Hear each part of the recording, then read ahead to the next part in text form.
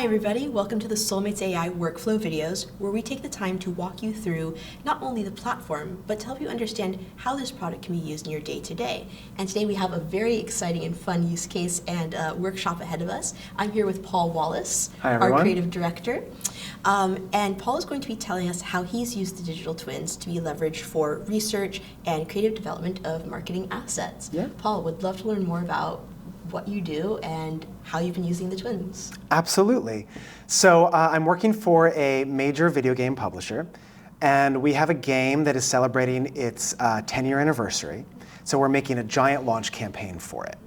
And what makes this game so special is its community, how passionate and dedicated they are. So we've built an entire marketing campaign around going out all across the world to interview players, to then make over 30 marketing assets across multiple languages from all those interviews.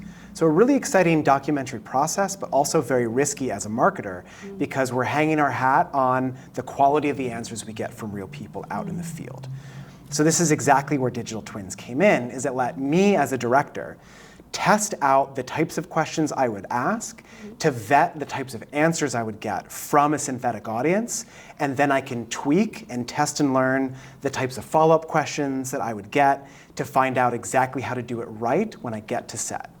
Excellent. It sounds like you were using the twins to de-risk the whole process from end to end, like from ideation all the way out to execution. That's right. It was a great way to de-risk, and it also led to some surprising results too, where we were able to get answers from synthetic audiences that was surprising and let us go, oh wait, this could make a really great marketing asset. Let's add that to the media mix and make sure we ask those questions when we're on set. Awesome. So it was not only helping you streamline and lock in and refine the process you were already planning, but actually added a little bit more on top of it. That's awesome. Absolutely.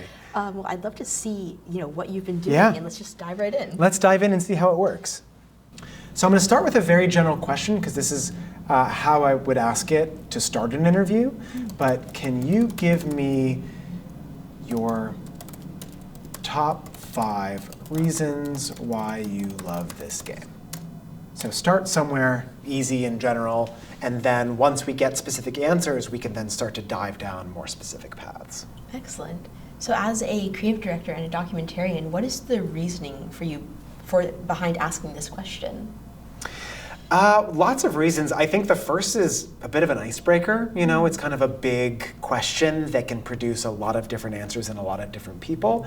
And it's a way for me to test the waters, to get that person feeling comfortable. And then once I start to see a response, I can say, okay, the third thing you said is a really good path to go down. Let's go down that path together with more follow-up questions.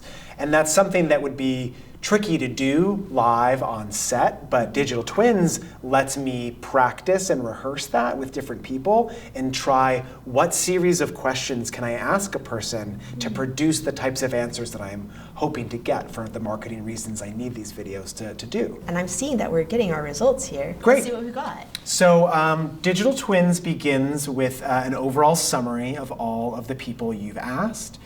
So this is a great summary of what people have said, but since I'm working on a documentary project, I really want to dive into what an individual person responded. So I'll click here into individual persona responses, and let's just pick one at random. Let's pick Jordan and see what Jordan has to say. So Jordan's top 5 reasons for loving the game, he's calling it a thinking person's game, which is really interesting because that lets me know what type of person he is and what type of player they are. Talks about creativity, and says something that piques my interest and says teamwork is everything. So that's interesting. So I might reply to Jordan directly now and say, thanks, Jordan. These are great responses. I love how you talk about creativity, thinking, and teamwork.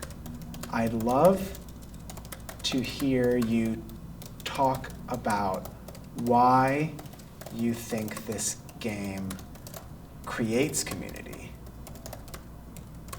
Is there something specific about the game mechanics that produce meaningful community? So this is me sort of working through the process of how I might have a conversation with a real person like Jordan. Is start with a general icebreaker, get them to talk about the things that they generally, personally care about, not things that I'm trying to feed them. And then I need to use my ear to listen for, oh, they're talking about something that I'm really interested in from a marketing perspective, a thinking person's game, creativity, teamwork. How can I then start to craft a conversation path that gets us towards the marketing assets we need to make?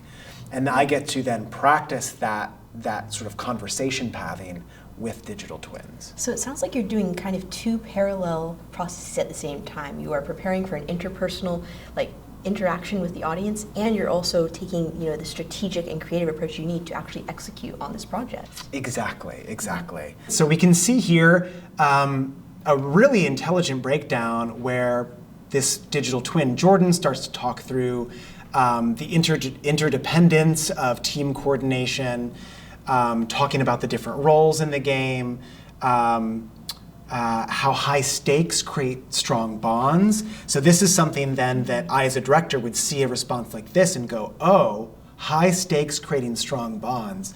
That's a very fascinating topic that would make a really great 15 to 20 second social asset. Maybe this is the exact type of way that I would want to go down, is not just talk about so many games are intense, right? But how does this game's intensity create kinship and community? That's a really interesting story to tell for this game. So going through a process like this, as we can see here in Jordan's answer, I started to be able to have those seeds of an idea that would later become these marketing assets. Brilliant. And so as a director looking at this, are you looking at the high stakes create strong bonds idea and starting to write the questions in your head and the setup and on how to get into it when you're actually on the ground?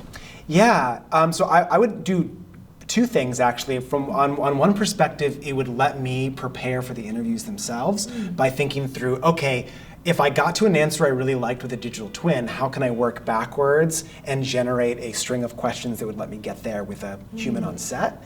But it also then lets me start at the end, because we're having constant check-ins with our client and we need to prove to them that what we're going to get out of this process is exactly what they want. So then I can see an answer like this and say, hey client, one of your 30 videos will be all about how high stakes create strong bonds.